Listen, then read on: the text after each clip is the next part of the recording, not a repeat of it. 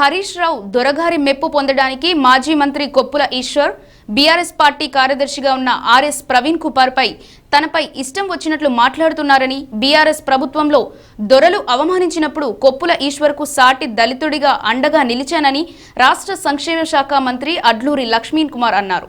దోచుకోవడం దాచుకోవడం బీఆర్ఎస్ పార్టీకి పెంటెంట్ హక్కు అని కాంగ్రెస్ పార్టీలో ఉన్న సమయంలో జీవన్ రెడ్డికి వచ్చిన వడ్ల కమిషన్తో ఎంతో చెప్పాలని మంత్రి లక్ష్మణ్ కుమార్ అన్నారు.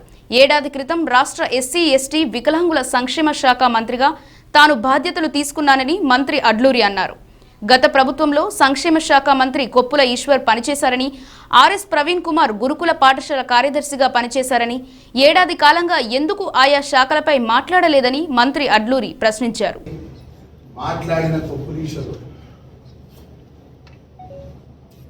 సంవత్సర కాలానికి ఎందుకు మాట్లాడలేదు?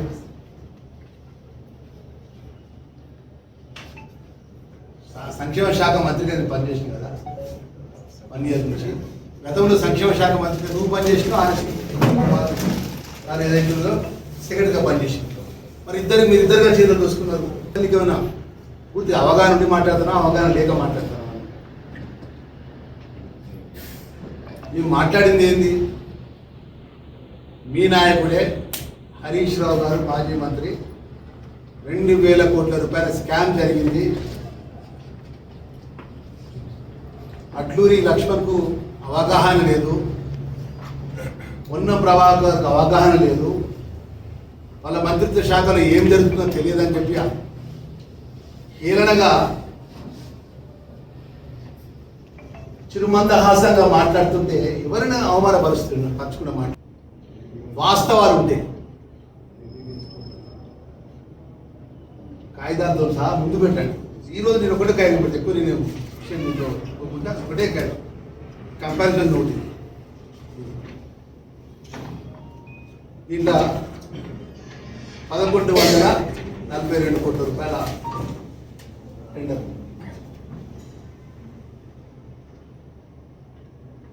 ఇదంతా మీద కాపీ ఇస్తారు. 683 కోట్ల రూపాయలు టెండర్, స్మార్ట్ టెండర్ వాల్యుయేషన్తో టెండర్ విలువడం జరిగింది. మిగతా 500 కోట్ల రూపాయలేమో ప్రభుత్వ రంగ సంస్థలకు ప్రభుత్వ రేటు నిబంధనలకు అనుగుణంగా ఇవ్వడం జరిగింది. సంవత్సర కాలంకి వెళ్ళి నేను పనిచేస్తున్నా.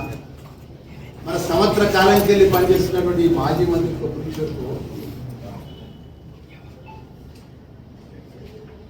నువ్వు శాఖ మంత్రిగా పనిచేసినావు కదా,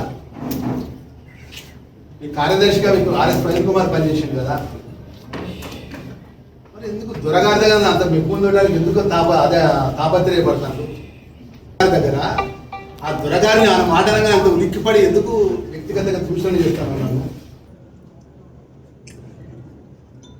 అంత అవమానించినాక ఆ రోజు నిజంగా నీ దగ్గర నేను రాజీనామా చేస్తున్నాను. అప్పుడే పార్టీకి రాజీనామా చేస్తూ 10కి రాజీనామా చేస్తాను.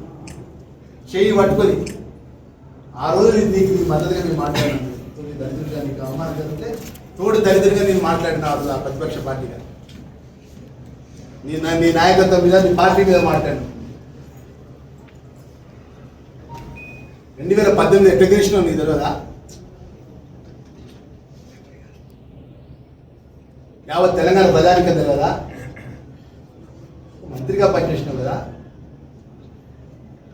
ఎలక్షన్ సంబంధించిన పిటిషన్ కోర్టులో ఉన్నాయి కదా, ఈవీఎం మిషన్లకు సంబంధించిన స్ట్రాంగ్ రూమ్ తాళాలు పోతాయా? నువ్వు బాధ్యత గల మంత్రిగా ప్రభుత్వంలో పనిచేస్తున్నావు. ఈవీఎం తాళాలు మాయమని అంటే సమాధానం చెప్తున్నావు. 2018 తర్వాత 2023 మధ్యలో బై ఎలక్షన్స్ తెలంగాణ ఉద్యమంలో పోటీ చేస్తున్న ఎవరికి డిపాజిట్ రాలేదు. తెలంగాణ ఉద్యమంలో రాజీనామా చేసి ఈ తెలంగాణ ఉద్యమం కోసం ఎక్కడెక్కడైతే రాజీనామా చేసి పోటీలో బరిలో ఉన్న వాళ్ళంతా కాంగ్రెస్ పార్టీ అభ్యర్థులందరికీ ఈటల రాజేందర్ పోటీ చేసిన వారికి డిపాజిట్ కలద్దయింది. ఎక్కడికైతే ఉద్యమం కోసం రాజీనామా చేసి తెలంగాణ మేము వస్తే తెలంగాణ వస్తుందని ఆ రోజు బై ఎలక్షన్స్ వస్తే బై ఎలక్షన్స్ అందరికీ డిపాజిట్, నాకు డిపాజిట్ వచ్చింది. 2009 1,345 ఓట్లతో ఓడిపోయినా, 2014 16,000తో ఓడిపోయినా, ఇక 2018 జగం మొత్తం తెలుసు, యావత్ తెలంగాణ ప్రధానికాన్ని తెలుసు.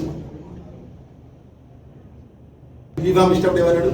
నేను 50,000 ఓట్లతో మెజార్టీతో గెలిచి వస్తా అని చెప్పి మాట్లాడాను.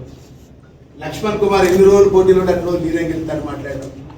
నేను ఓడిపోయినప్పుడు 20,000 30,000 2014 తప్ప పార్లమెంట్ ఎలక్షన్స్లో ఎంపీగా నిలబడ్డావు కదా, ధర్మపురి నియోజకవర్గంలో ప్రజలు ఓట్లు వేయాలి, ఎందుకు ఓట్లు వేయాలి? దాని జవాబు పప్పులలో దోసుకున్నాం, నూనెలలో దోసుకున్నాం, మసాలాలలో దోసుకున్నాం, బియ్యంలో దోసుకున్నాం. ఈ దోసుకునే గుణం, దాచుకునే గుణం ఇది. అది మీ పెటెంట్, అది మీ జన్మహక్కు.